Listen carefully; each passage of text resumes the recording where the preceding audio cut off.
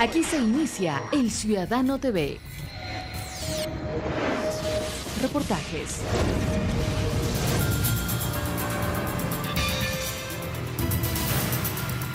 Noticias. Entrevistas. El Ciudadano TV es la imagen del gobierno de la Revolución Ciudadana. Bienvenidos.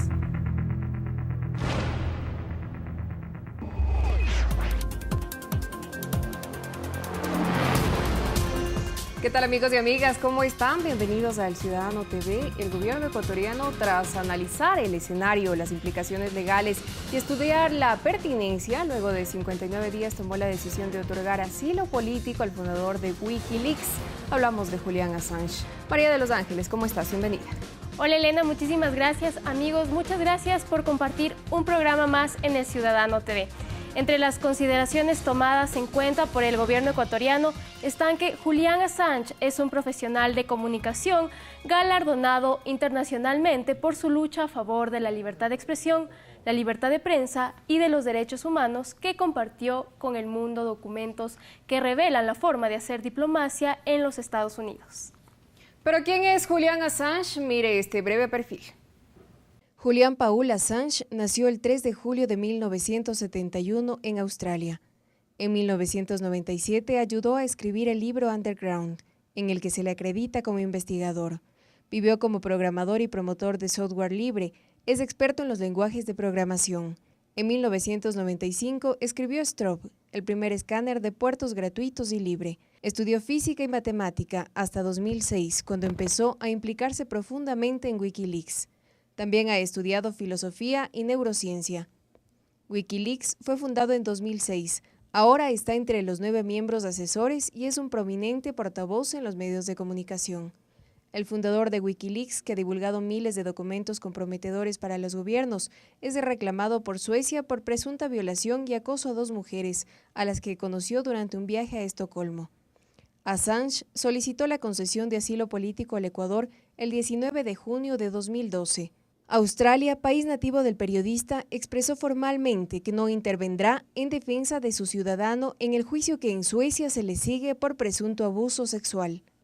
El periodista australiano ha denunciado que teme ser juzgado por razones políticas y pudiera ser condenado a muerte en el caso de ser extraditado a Estados Unidos, donde podría ser sentenciado por filtrar cables diplomáticos de ese país. Y a continuación queremos proponerles un recuento cronológico de cómo se llevaron a cabo los acontecimientos en torno a Julian Assange. Así les contaremos que en el 2011 Wikileaks deja al descubierto la forma de hacer política exterior del gobierno de los Estados Unidos. Miles de cables diplomáticos de las embajadas de Estados Unidos en el mundo son publicados, desatando gran polémica contra Washington. Jorge Ortiz, César Ricaurte, Fundamedios, Alfredo Negrete, Carlos Gijón, las fuentes predilectas de la Embajada de Estados Unidos. Sus periodistas claves.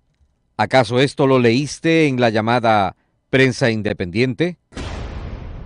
Si no fuera por el diario público o el Telégrafo, el silencio hubiese sido cómplice.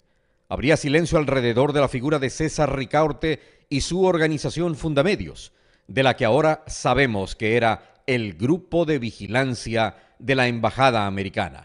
Porque la diplomática Heather Hodge, en un cable del 2 de septiembre del 2009, la calificó como grupo de vigilancia u observación de Estados Unidos, dado que Ricaurte ha sido comensal permanente de la embajada. Y esto obviamente callaron los medios comerciales.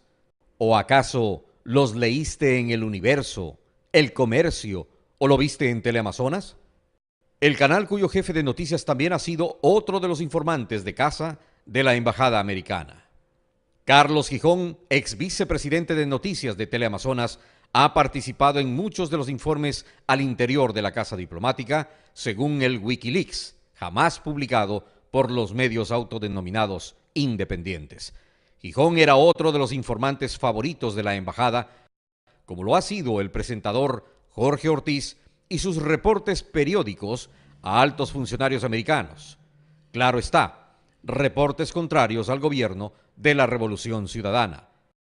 y hasta Alfredo Negrete del Grupo El Comercio, también informante de los americanos. Por eso es que este Wikileaks nunca salió a la luz en los medios afiliados a la AEDEP, porque además Negrete fue el director ejecutivo de la AEDEP. Y son estos periodistas quienes han querido dar clase de moral y de ética, los periodistas informantes utilizados por la embajada americana. Informantes. Los Wikileaks publicados solo por el diario público El Telégrafo no dejan opción a la duda, y precisamente por ello los medios comerciales callan. Y ahora ya sabemos por qué. El 12 de mayo de 2012, Julian Assange entrevista al presidente de Ecuador, Rafael Correa, para un programa que presentó en la cadena Russia Today. Para el jefe de Estado, la entrevista es una respuesta a todos quienes critican el supuesto desprestigio del Ecuador en el mundo. Modestia aparte, los extranjeros buscan seguir nuestros criterios, dice. Julian Assange, editor of WikiLeaks. We've exposed the world's secrets. These documents belong to the United States government. Been attacked by the powerful. The United States strongly condemns. Hey, quit asking questions. He broke the law. Illegally shoot the son of a... For 500 days now, I've been detained without charge. But that hasn't stopped us. Mike Pence. Today, we're on a quest for revolutionary ideas that can change the world tomorrow. Dejando de ser Chávez y Lula el centro de los medios de comunicación, ha aparecido una nueva generación de líderes latinoamericanos. En esta edición me reúno con el presidente del Ecuador, Rafael Correa. Correa es un populista de izquierda que ha cambiado la imagen del Ecuador. A diferencia de sus predecesores, tiene un doctorado en economía. Según los cables de la Embajada de Estados Unidos, Correa es el presidente más popular en la historia democrática del Ecuador. Pero en 2010 fue tomado como rehén en un intento de golpe de Estado. Rafael Correa culpa del intento de golpe de Estado a los medios de comunicación corruptos y comenzó una debatida contraofensiva. Correa dice que los medios determinan qué reformas son posibles. Quiero saber si esto está justificado y cuál es su visión de Latinoamérica. ¿Cuál es la opinión del Ecuador sobre Estados Unidos? Sobre el involucramiento estadounidense. No le estoy pidiendo que haga una caricatura de Estados Unidos, sino que, ¿qué piensan los ecuatorianos sobre Estados Unidos y su presencia en el Ecuador y en América Latina?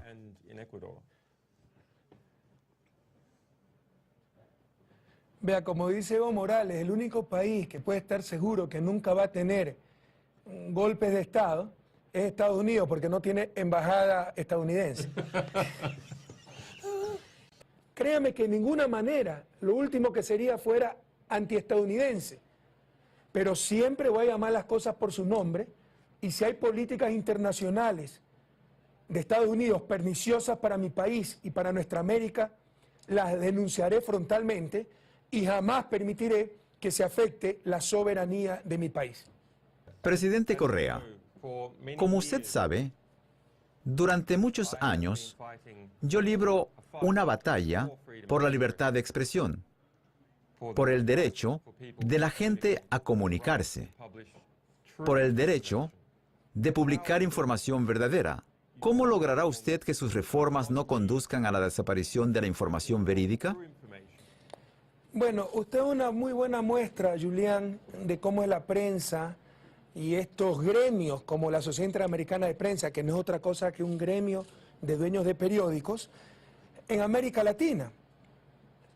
Sobre sus Wikileaks han publicado muchos libros, el último de dos autores argentinos, donde analiza país por país, y en el caso de Ecuador demuestra cómo de forma descarada los medios no publicaron los cables que los perjudicaban. Por ejemplo, disputas entre grupos informativos, y al final llega a un acuerdo de no publicar sus trapos sucios para no hacerse daño. Le leo la traducción en español de uno de los Wikileaks que nunca publicó la prensa en Ecuador. El hecho de que la prensa se sienta libre para criticar al gobierno, pero no a un banquero fugitivo y los negocios de su familia, revelan mucho sobre dónde reside el poder en Ecuador. Estos son los mensajes que hizo públicos Wikileaks y que no los publicó la prensa ecuatoriana. El 30 de mayo, el máximo Tribunal de Justicia del Reino Unido da luz verde a la extradición de Julian Assange a Suecia, en donde es requerido para ser interrogado sobre supuestos delitos sexuales, lo que siempre ha negado el acusado. El 19 de junio, Julian Assange rompe el arresto domiciliario y se dirige a la embajada ecuatoriana en Londres, donde pide asilo político al gobierno de ese país. La noticia sorprende al mandatario ecuatoriano Rafael Correa en medio de la cumbre Río+20 en Brasil. Usted lea la solicitud de asilo, ¿no? Y contrariamente a lo que dice cierta prensa y que trata de hacer la propaganda día a día para desprestigiar al gobierno porque no nos sometemos a sus intereses, lo que dice Julian Assange muy claramente es que le gustaría continuar con su misión de expresión de libertad sin límites en un territorio de paz y comprometido con la justicia y la verdad como es el Ecuador. Es tiempo de hacer una pausa, pero al volver les presentaremos la entrevista realizada al canciller Ricardo Patiño a propósito de este tema. Ya regresamos.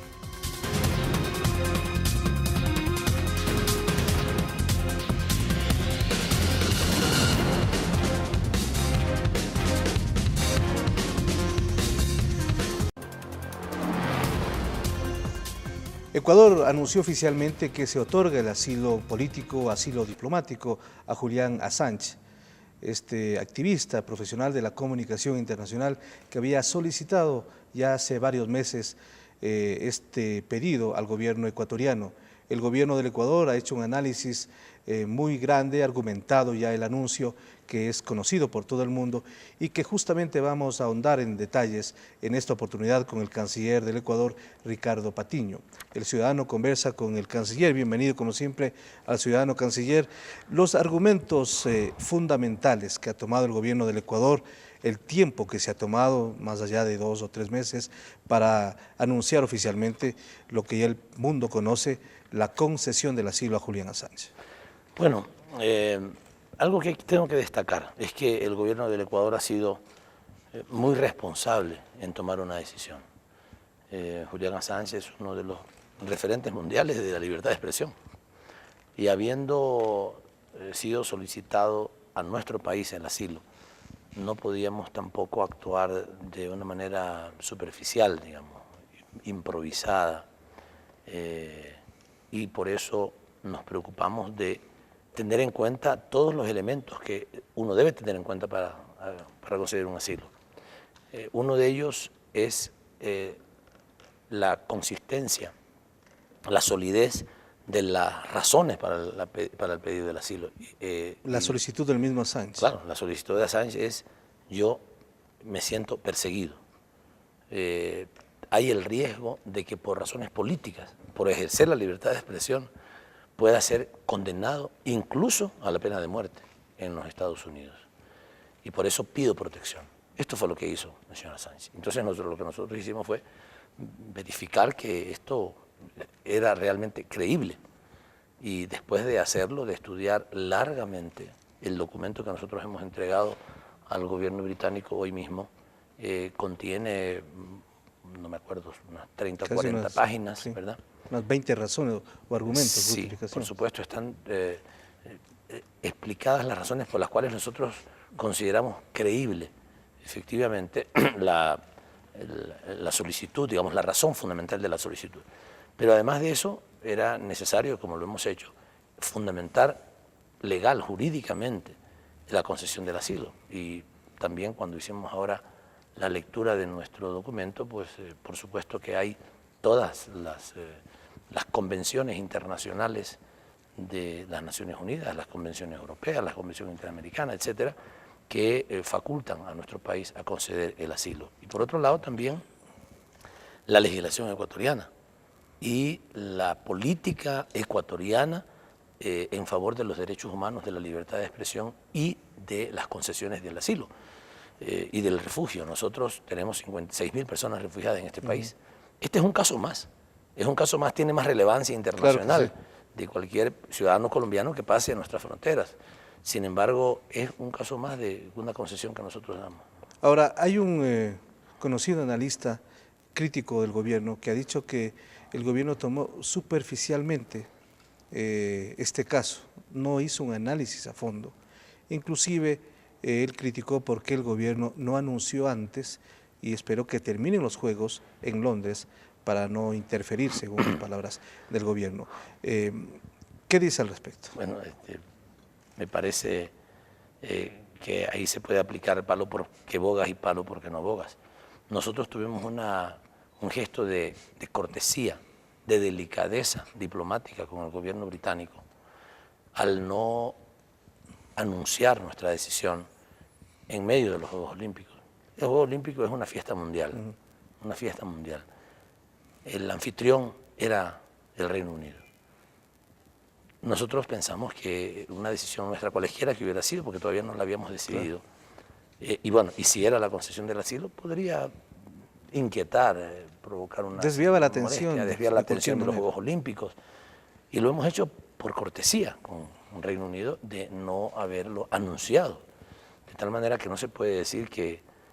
alguna gente dice, ¿por qué no lo dijeron antes? Bueno, en primer lugar, no lo hicimos antes, porque hemos estado trabajando intensamente. El documento será conocido públicamente y evidencia un profundo análisis de cada una de las circunstancias. Ahora, antes de entrar en los argumentos que hace válida la posición ecuatoriana, es necesario ratificar también lo que usted anunció esta mañana, en el sentido de que Ecuador hizo todos los esfuerzos necesarios, conversó con los gobiernos británicos, con Estados Unidos, con Suecia, me parece que con Australia también, que son los países involucrados en el tema, y no vio y no cedieron los demás países las peticiones mínimas que solicitaba Ecuador en el sentido para que Assange tenga una circunstancia favorable como elemental en estas circunstancias. Claro, o sea, como decíamos inicialmente, la razón para pedir el asilo es que él está siendo perseguido políticamente por un lado, y segundo, que eso podría conducir a que Suecia lo pudiera extraditar hacia Estados Unidos y en Estados Unidos desarrollarse un juicio contra él que lo pudiera llevar a la condena de la pena capital o a la cadena perpetua. Entonces, ¿qué es lo que nosotros...? Ese riesgo inminente. Claro, es un riesgo, claro, evidente. Lo hemos comprobado nosotros, hemos comprobado que existe tal riesgo. ¿Ya? Como comprobamos que existe tal riesgo, entonces dijimos, bueno, conversamos con el Reino Unido, conversamos con Suecia, para ver la posibilidad de que ellos pudieran asegurar que no extraditarían el uno o el otro, porque hay convenciones europeas que establecen que si el Reino Unido extradita a Suecia puede establecer una condición de que no sea de allí extraditado a otro país. Cuando pedimos esas garantías no las recibimos. Por tanto, si no las recibimos, se mantenía el riesgo de que el señor Assange pudiera ser extraditado posteriormente en lo que se llama una cadena de extradiciones, y pudiera ir a Estados Unidos y cumplirse con el peligro, el riesgo, el temor que tiene el señor Assange. Por eso también nos tomamos el tiempo, hemos conversado largamente con el Reino Unido, con el gobierno británico, con el gobierno de Suecia, para encontrar una salida, incluso para, no tanto para encontrar una salida, sino para garantizar los derechos para evitar que puedan ser extraditados a Estados Unidos, estar seguros de que no pudiera suceder eso, pero nunca se nos aseguró eso. Y también cuando preguntamos a Estados Unidos si se había iniciado, como ustedes saben allá, la información que tenemos hasta ahora es de que ya se ha iniciado la investigación y el proceso de un gran jurado en Estados Unidos que esperaría, digamos, un momento oportuno para pedir de algún país la extradición del señor Assange. Le pedimos a Estados Unidos que nos diera esa información, que nos dijera qué pasaría si finalmente es llevado allá a los Estados Unidos, qué tipo de sanciones pudiera recibir, y simplemente nos dijo, ese no es un problema de nosotros. O sea, no nos contestó. Ahora, Assange fue en algún momento reconocido por el mismo Colegio de Periodistas, representaciones británicas, como un defensor de la libertad de expresión, como un profesional reconocido. Y esto ha sucedido en algunas circunstancias. Bueno, esto le pone al Ecuador en una situación compleja, porque hay algunos sectores que critican al Ecuador por su tema de la libertad de expresión, pero está otorgando ahora un asilo a un defensor de la libertad de expresión. ¿Qué deberían decir ciertos sectores entonces que mantienen su posición crítica al Ecuador? Deberían de pedir disculpas. Lo que tendrían que hacer es pedir disculpas. En primer lugar, el hecho de que Julian Assange le haya pedido justamente al gobierno del Ecuador el asilo diplomático. No le pidió a 190 y pico de países en el mundo a quienes pudiera haberle pedido. Seguramente él revisó todos los países y tomó su decisión. Segundo, la decisión del gobierno ecuatoriano, primero de protegerlo en su sede diplomática y después de concederle el asilo. Es para que vuelvan a pedir disculpas por intentar manchar la honra del país, el prestigio del Ecuador. Y decir que el señor Assange ha ganado muchísimos premios y reconocimientos por su lucha dedicada a la defensa de los derechos humanos y a la libertad de expresión, pero de todo tipo. No quiero mencionarlos, pero en nuestro documento, el documento que le entregamos justamente al Reino Unido, se establece la cantidad de premios, como un premio de Economist, de Amnistía Internacional, de Gran Bretaña, de Reino Unido justamente, el premio Sam Adams a la integridad, fue elegido el personaje del año por los lectores de la revista Time, nombrado por el periódico Le Monde como personaje del año en el año 2010, recibió la medalla de oro por la Fundación Sydney para la Paz, por su coraje excepcional e iniciativa para defender a los derechos humanos, galardón que antes fuera entregado a Nelson Mandela y a Dalai Lama. Estamos hablando de premios del periodismo, premio Marta Geldof al periodismo. Estamos hablando entonces de una persona a la que se le ha reconocido su vida entregada a la libertad de expresión, a la libertad de prensa y también al descubrimiento de temas que estaban ocultos a la sociedad, pero no tanto porque pudiera interesarle a la sociedad conocer detalles de la vida de las personas, no. Él ha develado violaciones terribles, flagrantes a los derechos humanos, al derecho a la vida, asesinatos. Hay una serie de reportajes que han salido como consecuencia de la investigación que ellos han hecho y que ha permitido descubrir crímenes atroces. De tal manera que no estamos hablando entonces de un paparazzi, ya, estamos hablando de un paparazzi que le toma fotos a alguna princesa en pantalón de baño. Yo no he visto cosas que haya hecho él, sino básicamente de develar graves violaciones a derechos humanos en ese sentido, y es por esta razón además que ha ganado tantos premios. Veamos unos 2 o 3 escenarios de lo que podría suceder más adelante. Podrían ser ciertas especulaciones, pero son escenarios, porque Ecuador ya tomó la decisión, va a Gran Bretaña, va a estudiar y va a responder en su momento determinado. Pero Ecuador también ha pedido a la comunidad internacional, sobre todo a sus vecinos de UNASUR, del ALBA y posteriormente la OEA, que se involucren, que conozcan esta circunstancia. ¿Qué pasos concretos ya se han dado para que existan este tipo de eventos? Bueno, yo he hablado con el secretario político del ALBA, con el secretario general de UNASUR y con el secretario general de la OEA, para pedirles que estos 3 organismos se puedan reunir en los próximos días y especialmente, no con relación al asilo a la señora Assange, porque ese es otro tema, pero sí con relación a la amenaza que recibimos del Reino Unido. Básicamente se analizaría eso, la amenaza. Sí, básicamente para eso. Y en los 3 casos hemos recibido respuestas inmediatas y efectivas, de tal manera que es muy posible que en este mismo fin de semana o en los primeros días de la próxima se haga la reunión de los países del ALBA. Aquí en Ecuador. En Ecuador, posiblemente en Guayaquil. También es posible, si es que se logra concretar, que se reúnan los cancilleres de UNASUR y un poquito más tarde, un poco más larga la convocatoria, el señor José Miguel Insulza nos ha planteado que llamaría, como nosotros hemos pedido, a la Asamblea General Extraordinaria de la OEA. En el caso de UNASUR, hemos hablado tanto con el secretario general como el presidente, digamos el canciller del país que es presidente pro tempore, que es Perú, con Rafael Roncagnolo. Y en el caso de Venezuela, con el gobierno de Venezuela por el ALBA, porque la presidencia, la Secretaría Técnica Política está en Venezuela. Sí. Ahora, si Gran Bretaña decide por su propia cuenta ingresar a la sede diplomática ecuatoriana, ¿qué sucedería? Yo debe quedar bien claro que esto es una cosa muy improbable. Yo sinceramente no creo que sea. ¿Usted no cree que eso podría suceder? Que sea probable, no creo que ellos se atrevan a violar el derecho internacional, todas las normas del comportamiento entre países civilizados. Pero argumentan ciertas leyes internas. Bueno, a ver, esas leyes internas no tienen nada que ver con este tema.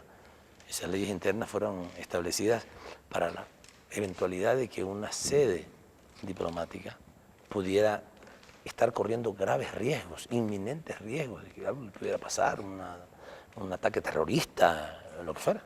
Esa ley no está hecha para eso.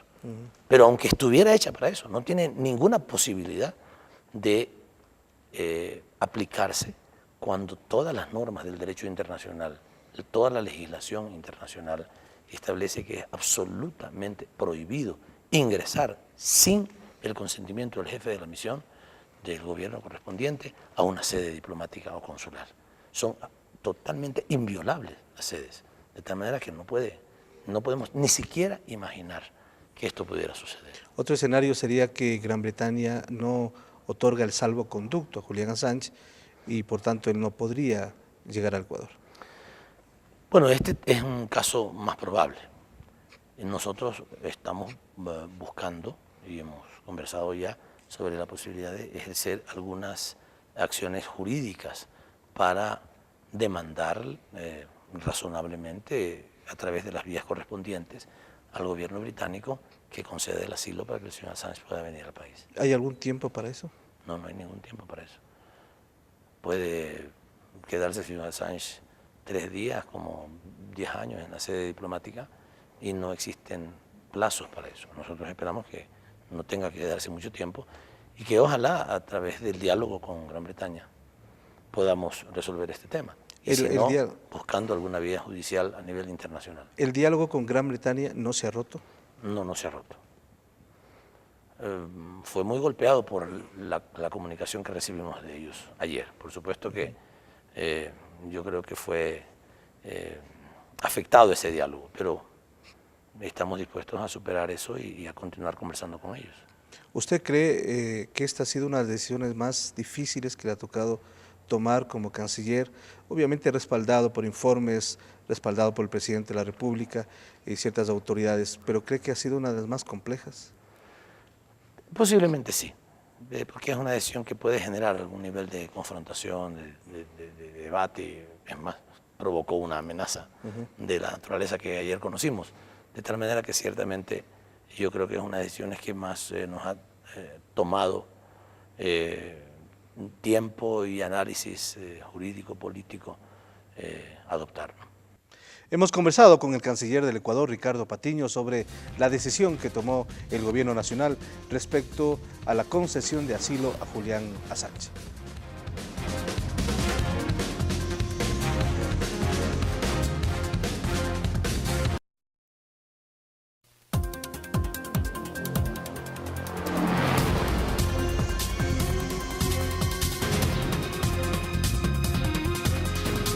Ya estamos de vuelta, queremos seguir con este recuento cronológico de los hechos que sucedieron en torno a Julian Assange tras el pedido de asilo formulado por el fundador de Wikileaks a Ecuador. Miles de firmas se recogieron en todo el mundo en apoyo a Assange, tales como Michael Moore, Noam Chomsky, Danny Glover, Patch Adams, entre otras celebridades. También ciudadanos ecuatorianos expresaron su respaldo a Assange. Precisamente quiero agradecerle, dada la coyuntura que actualmente se vive en nuestro país, en donde los medios de comunicación privados y mercantilistas no se han cansado de difamar y de acusar al presidente de un dictador que no respeta las libertades, lo cual es paradójico, ya que uno de los símbolos, como es tu hijo, como es Julian, de la libertad, escogió nuestro país para que le dé asilo. Qué raro, ¿será que los medios de comunicación mercantilistas una vez más se equivocaron? Bueno, nosotros somos un grupo organizado que desde el mes de junio en que Julian Assange pidió el asilo político al Ecuador, nos hemos organizado para conformar la Coordinadora Juvenil por la Libertad de Julian Assange en Ecuador. En este contexto hemos creado todos los eventos que se han generado, como los plantones, el apoyo en los enlaces ciudadanos y además el tema del conversatorio con la madre de Julian, Christine Assange. Nosotros estamos de acuerdo y convencidos de que país como país soberano tiene todo el derecho y la responsabilidad de salvar la vida de Julian y otorgar el asilo político para que venga al Ecuador. Este país, este Ecuador, ya no pide permiso para ser soberano, ya no pide permiso para ser digno, para ser independiente, ya no pide permiso para tomar las decisiones que están de acuerdo con los intereses nacionales, aunque eso les duela y les ponga molestos a los británicos o a los gringos. El hecho de que haya triunfado la libertad de expresión y la libertad de pensamiento al haberle otorgado asilo político en este caso al señor Julian Assange. En este sentido, pues nos hemos mantenido en movilización permanente, vamos a mantenernos en movilización permanente, pero además también las comunidades, tanto afroecuatorianos, tanto indígenas como del seguro campesino, los barrios de Quito, están preparando sus casas para recibir a Julian Assange, para que venga, estén en la comunidad, para que él pueda venir y en este caso pueda también compartir nuestras experiencias y pueda compartir su experiencia de libertad de expresión. Entonces aquí ha triunfado en este caso la soberanía. La comunidad internacional tiene que responder y yo pienso que el Ecuador ha marcado un hito con esta decisión. Como decía, defensa de la soberanía. La propuesta fundamental de la Cancillería y de la política exterior nuestra es la integración de América Latina para afianzar nuestro creciente rol en política internacional y el principio de que los derechos individuales de las personas son condición para el respeto y el afianzamiento de los derechos colectivos de los pueblos. Poco tiempo después, el ex juez español Baltasar Garzón asumió la defensa legal de Julian Assange y Wikileaks. El objetivo es desarrollar una nueva estrategia jurídica en el caso. Más tarde, la madre de Julian Assange, Christine Assange, visitó Ecuador. Aquí expresó su respeto y admiración hacia el país por ser un lugar donde precisamente se respetan los derechos humanos y los de la naturaleza. Mantuvo una reunión con el presidente Rafael Correa en donde sostuvo que agradecía la hospitalidad del pueblo ecuatoriano y rechazó la manipulación de la prensa en cuanto al caso de su hijo tiene que ver.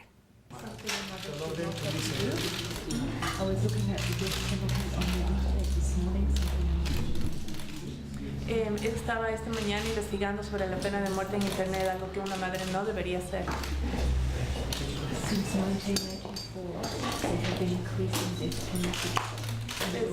Desde 1984 la pena de muerte ha estado aumentando en Estados Unidos. Sí, mire, vivimos en un mundo, querida Cristina, donde hay demasiada hipocresía, ¿no? Los gobiernos progresistas, que no nos sometemos a nadie que no sea nuestro pueblo, somos acusados todos los días de cualquier barbaridad. Pero muy oportunamente se los olvida a ciertos medios, por ejemplo, que en otros países hay pena de muerte hasta por delitos políticos. We are very criticized in our country, but they forget that in other countries there's a death penalty even for political crimes. We're permanently under attack because we are a progressist government, you know, but it's very easy to forget that in other countries, usually those countries that pretend to be the example for the whole planet, they have a death penalty even for political crimes. Yes, and they also torture for political crimes. Y también torturan debido a los crímenes políticos. Y se permite la tortura. Pero a cada rato nos dan clases de moral y buenas costumbres, hacen sus reportes juzgando al resto. Y una prensa cómplice de esos países calla eso y exacerba cualquier cosa que pase en nuestros países, ¿no? Pero eso no es lo importante es Julian y tenga la seguridad que Ecuador está analizando con mucha responsabilidad. Por supuesto, respetamos mucho a Inglaterra, a Suecia, al pueblo de Estados Unidos. Haremos las consultas que sean necesarias, pero Ecuador no negocia su soberanía. La decisión la tomaremos soberanamente en función de nuestras convicciones y principios. Por otro lado, el 15 de agosto del 2012, Gran Bretaña amenaza con asaltar la sede diplomática ecuatoriana en Londres para arrestar a Julian Assange, situación que el gobierno ecuatoriano rechazó categóricamente. Escuchemos lo dicho por el canciller Ricardo Patiño. El Ecuador rechaza en los términos más enérgicos la amenaza explícita de la comunicación oficial británica, que además de haber sido entregada hoy en nuestra Cancillería, también estos términos fueron utilizados cuando en la mañana nuestra embajadora en el Reino Unido, la señora Anita Albán, fue llamada para ser informada respecto a este mismo tema. Segundo, que una amenaza de estas características es impropia de un país democrático, civilizado y respetuoso del derecho, y no puede ni debe volver a repetirse. En caso de que dicha conducta persista, el Ecuador tomará las medidas de respuestas adecuadas de acuerdo al derecho internacional. Y este episodio de la historia concluye el 16 de agosto de 2012. El gobierno ecuatoriano, luego de 59 días, tomó la decisión de otorgar asilo político al fundador de Wikileaks, Julian Assange. El gobierno del Ecuador, fiel a su tradición de proteger a quienes buscan amparo en su territorio o en los locales de sus misiones diplomáticas, ha decidido conceder asilo diplomático. A propósito de este tema, preguntamos a los ciudadanos en Quito qué opinan sobre la decisión tomada por el gobierno ecuatoriano, y esto fue lo que nos contestaron.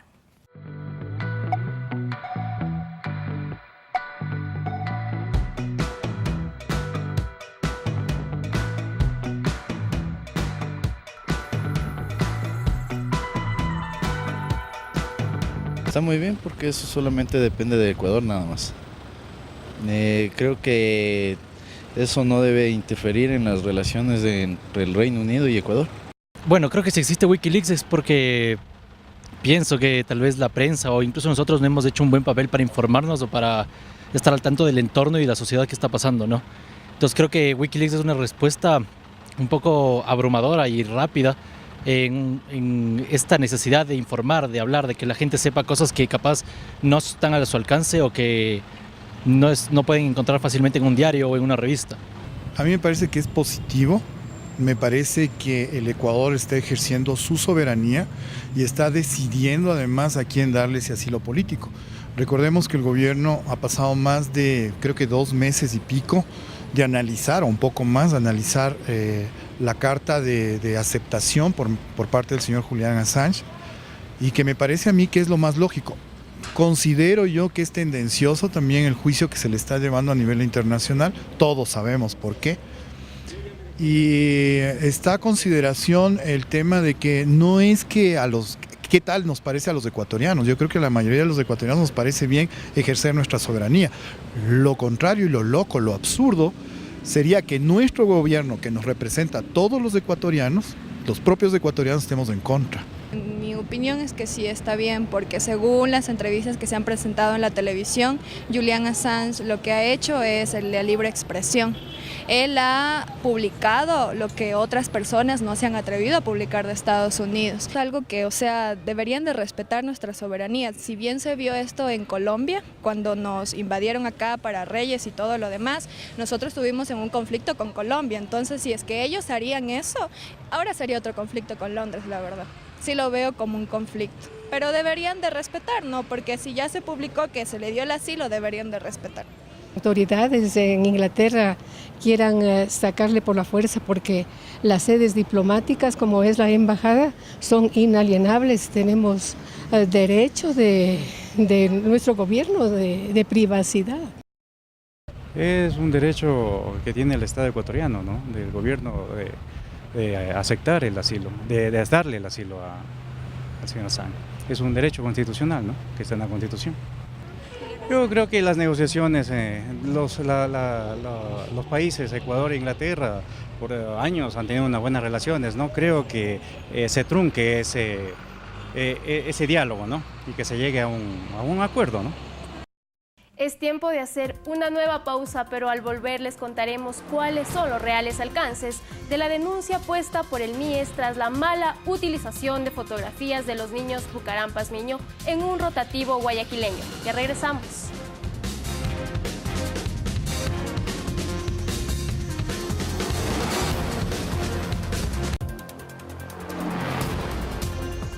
Nos encontramos en el despacho del ministro subrogante del Ministerio de Inclusión Económica y Social, Álvaro Sáenz, para conversar sobre diversos temas que son de mucho interés para la ciudadanía. Especialmente uno de los temas que se ha presentado sin duda con un ribete político bastante complejo y con la utilización de niños en una situación bastante desagradable. Queremos conversar justamente dándole la bienvenida al Ciudadano TV. Este uso de menores o de niños en el proselitismo político, como estamos en este momento afrontando, ¿cómo lo califica usted, que además es presidente o es el director de del Consejo de la Niñez y Adolescencia aquí en nuestro país?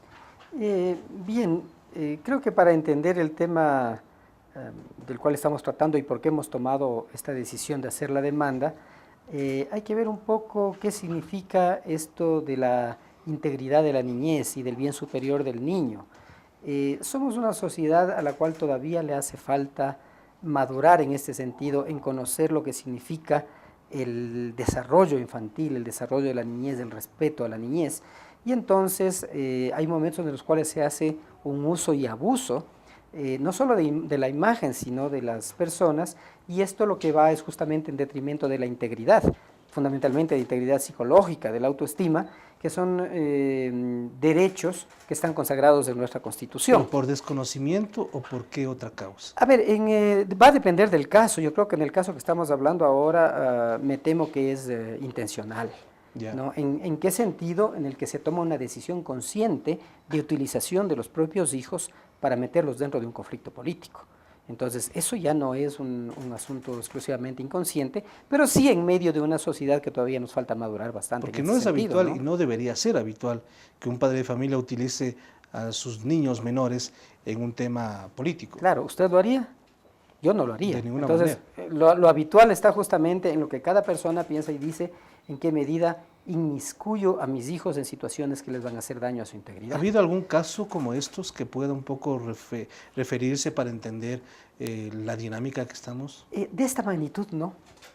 O sea, utilización de niños sin duda, y es algo en lo cual estamos trabajando permanentemente, y es un trabajo duro, es un cambio cultural, pero a este nivel en el cual de manera consciente, estando en medio de una puja política, de una conflictividad política, que se diga cómo saco ventaja y se regrese a ver a los niños para eso es extremo. O sea, es una situación realmente grave que justamente nos lleva a tener que presentar una denuncia, ¿no? Entonces es algo que no es tan común, no es tan común. El tema viene asociado también porque está de por medio un periódico de circulación nacional y que de alguna manera intencionalmente también da un poco la impresión de que el gobierno quiere utilizar este mecanismo y que quiere perjudicar a los padres de los niños. Los medios de comunicación conocen o deben conocer la legislación vigente, por lo tanto no es un asunto de desconocimiento, evidentemente ahí hay una intención, ¿ya? En nuestro caso no es nuestro papel juzgar la intención política o pronunciarnos sobre el conflicto político. Nuestro papel es pronunciarnos sobre la protección de la niñez y sobre la utilización de la niñez, sea cual fuere la situación. Entonces no se trata de perjudicar a los padres, sino de proteger a los niños. Definitivamente, es así. Hemos señalado varias veces que en nuestra demanda tiene dos partes, la una de protección y la otra de sanción. Cuando nosotros pedimos sanción es lo que menos nos importa. Además, en el Código de la Niñez actual la sanción es baja, la sanción más alta es $500, ¿ya? Sería la sanción para el periódico. Tanto para el periódico como para los progenitores. Ya. Pero lo más importante para nosotros es la protección, o sea, pedirle al juez que de manera inmediata decrete que no puede volverse a utilizar ni el nombre ni la imagen de los niños en esta situación de conflictividad política. Ese es el punto central. Aquí existe un elemento también que los padres esgrimen, sobre todo el padre, que él autorizó al periódico para que publique las fotos de sus hijos. Claro, hay formas en las cuales niños y niñas pueden asomar en los medios, pueden asomar en eventos noticiosos, pueden asomar de alguna manera pública, siempre y cuando sea en beneficio de ellos. Y de todas maneras, el código establece que para que pueda utilizarse una imagen definida de un niño o niña y sus nombres, se necesita autorización de los padres. Pero inmediatamente, esto no lo han dicho, porque a veces se dicen las verdades a medias, ¿no? inmediatamente de decir con la autorización de los padres, dice siempre y cuando no vaya en contra de los derechos de los niños. Ya. Y esa parte es la parte que se esconde. O sea, perdónenme, pero la idea no es pues que los padres son propietarios de los niños para hacer lo que quiera. Los padres son responsables de sus hijos para ejercer los derechos y para generar un desarrollo infantil válido, creativo. ¿Qué diferencia existe si una autoridad de gobierno se toma fotos con unos menores y publica las fotografías?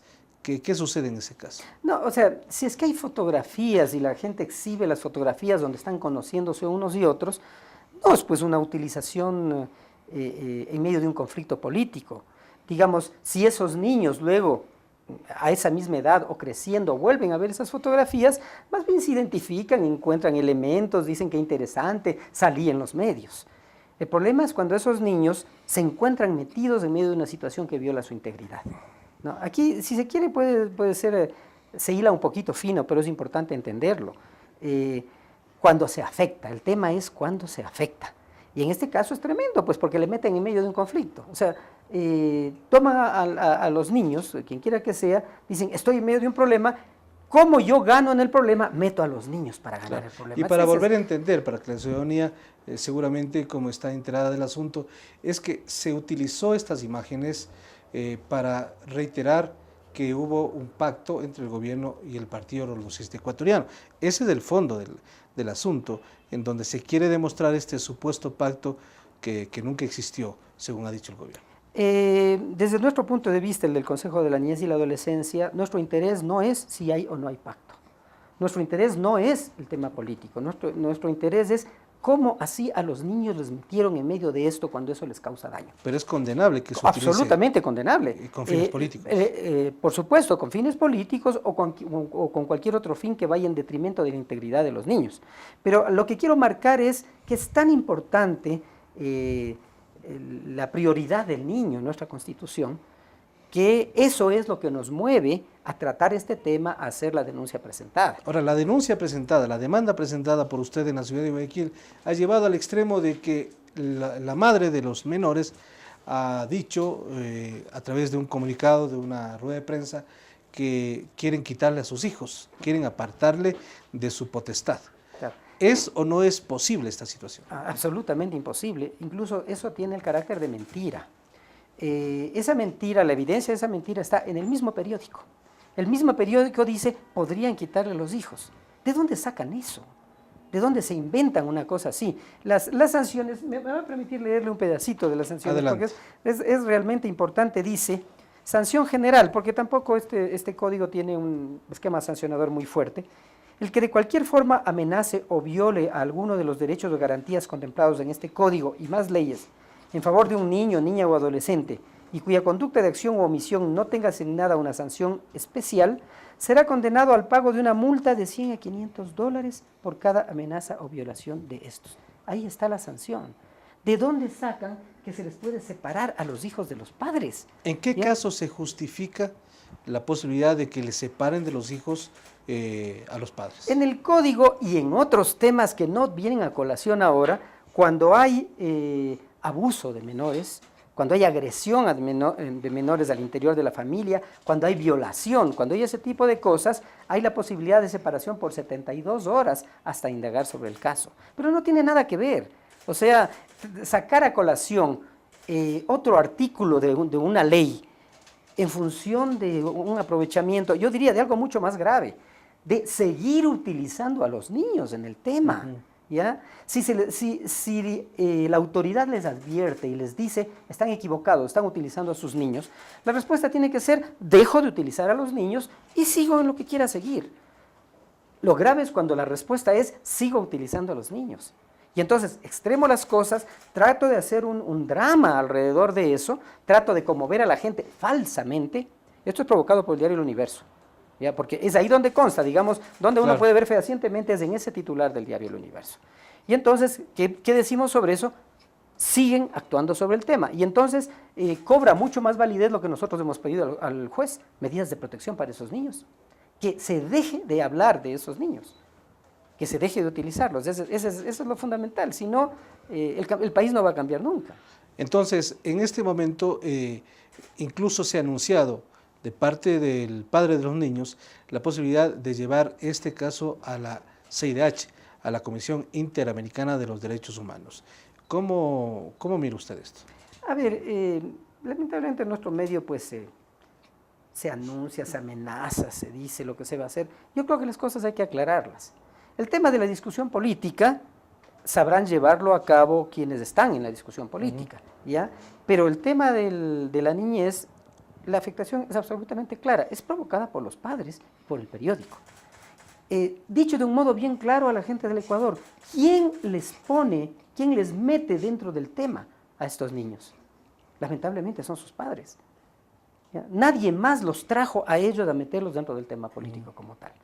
Entonces, ahí está la responsabilidad absolutamente clara, ¿ya? Y lo más importante que tenemos que fijarnos es en el efecto sobre esos niños. ¿Ya? Lo otro, lo que se haga en un nivel o en otro, pues yo lo dejo ya a la discusión álgida política que habrá sobre el tema. En nuestro caso nos estamos enfocando con mucha claridad en los derechos de la niñez. ¿Para cuándo espera usted el pronunciamiento del juez? ¿O cómo es el trámite? En lo que tiene que ver con protección, esperamos un pronunciamiento inmediato, porque las medidas de protección tienen que ser inmediatas, ¿no? Pues es precautelar, que no vuelva a ocurrir. En cuanto al otro tema, tendrán sus tiempos y esperamos, por supuesto, que se sancione con la energía posible, que tiene un límite clarito. De $500 al medio y a los... Una vez más, para abordar otro tema, claro. ¿Se descarta entonces que los hijos de Bucarán, de la pareja, de los esposos, Bucarán, Pazmiño, sean apartados de su potestad? Nunca existió eso. Eso fue una mentira. No se puede descartar lo que no existió. ¿Ya? O sea, jamás. Eso es una utilización tremenda, una manipulación, una insinuación dañina, que además el efecto va exactamente sobre esos propios niños. Jamás existió eso. Es absolutamente imposible. Hay otro tema que también ha circulado en los diferentes medios de comunicación del país en esta semana. Estamos hablando del caso de la cooperativa Maquita Cook. Sí. Maquita Cook, que ha sido efectivamente cerrada momentáneamente, que ha concedido créditos que superan la capacidad de respaldo y que ha tenido que ser intervenida. ¿Cuál es la situación ahora? ¿Cómo no? En realidad esta es una cooperativa de un grupo de comerciantes indígenas que realizan comercio en el litoral, fundamentalmente en la provincia del Guayas, una cooperativa que constituyeron para operar, tiene alrededor de 526 socios, mueven montos relativamente pequeños y al parecer esta cooperativa entregó crédito más allá de lo que le permitía su propia capacidad financiera, con lo cual se puso en una debilidad de flujo de caja. Al parecer, lo pongo así, empezaron pues los socios a sacar depósitos y hubo un momento en que no pudieron responder por un tema de flujo, no por otra razón, y por alguna equivocación los directivos se asustaron y cerraron las puertas. ¿Ya? O sea, quisiera verlo así, digamos. De pronto para proteger los recursos que tiene la cooperativa. De los que no tenía, porque prestó más de lo que debía. Ya. O sea, cometió un error, de hecho es algo prohibido, pues, ¿no? El entregar más crédito del que se puede, porque Ilegal. Tiene que haber el dinero suficiente para respaldar. para respaldar el dinero que sacan los socios, los que tienen ahí las cuentas.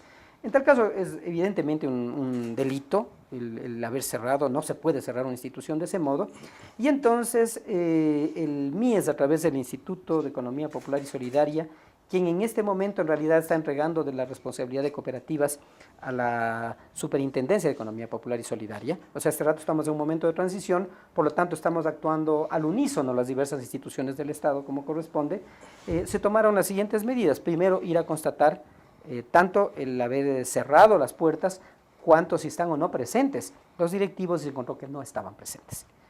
Entonces, inmediatamente de eso se hizo la denuncia al fiscal correspondiente, que es el fiscal indígena, porque está en ese ámbito, y inmediatamente se nombró una interventora. Entonces, la interventora empieza a actuar justamente el día de hoy y empiezan a buscar soluciones para esta cooperativa. Como les digo, ya analizando el tema financiero, no es un tema financiero que implique necesariamente que tenga que cerrársela. Por ejemplo, una alternativa puede ser... ¿Y cuándo se reabre? ¿O de qué depende? Eso va a depender, claro, ya de las indagaciones que hagan, de lo que se ponga en orden, se está buscando a los directivos. se les está pidiendo que asumen además, porque es un asunto que se puede resolver. Una alternativa es que otra cooperativa adquiera la cartera, o sea, que se sume, ¿no? Que se adscriban una cooperativa a la otra, que pueda tener la fluidez normal, que recupere su crédito, que se tomen en cuenta los activos y las cosas se solucionen. Pero lo importante es que ahí hubo una ilegalidad y que en este caso el Instituto de Economía Popular y Solidaria intervino inmediatamente y dio la respuesta.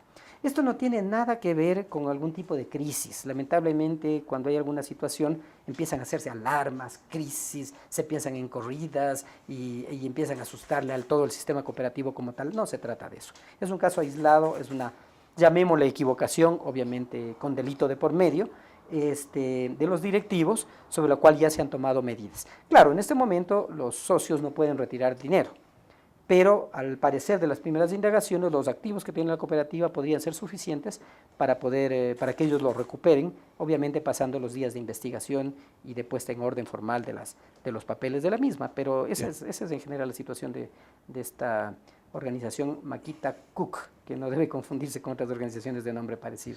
Hemos conversado con el ministro subrogante del Ministerio de Inclusión Económica y Social, MIES, Álvaro Sáenz, sobre el tema que sin duda ha sido fruto de mucho análisis y comentarios dentro del espectro político de nuestro país y también sobre esta circunstancia que atraviesa esta cooperativa. Enseguida regresamos con más información aquí en El Ciudadano.